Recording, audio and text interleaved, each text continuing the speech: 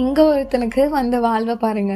காஸ்ட்லியான சரக்கை பாத்டப்ல ஊற்றி அதில் படுத்து குளிச்சுட்டே அந்த சரக்கை குடிக்கிறான். அப்புறம் அங்கே இருக்க ஸ்விம்மிங் பூலை கக்கூஸாக யூஸ் பண்ணுறான்.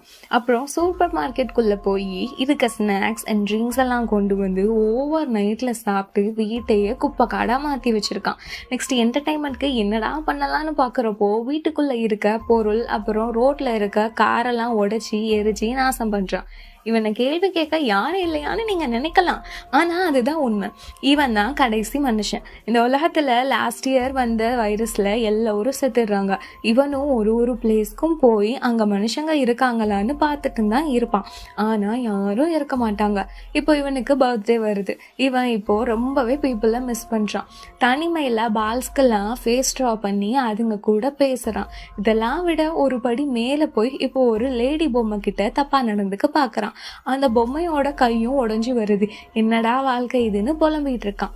இதுக்கு மேல தனியா வாழ்றதுக்கு பேசாம செத்துறலான்னு காரை ஸ்பீடா ஓட்டிட்டு வந்து ஒரு பாறையில மோதி சூசைட் பண்ணிக்கலான்னு போறான்.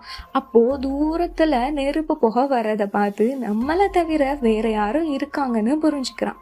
இந்த மாதிரி லைஃப் உங்களுக்கு கிடைச்சா நீங்க என்ன பண்ணுவீங்க?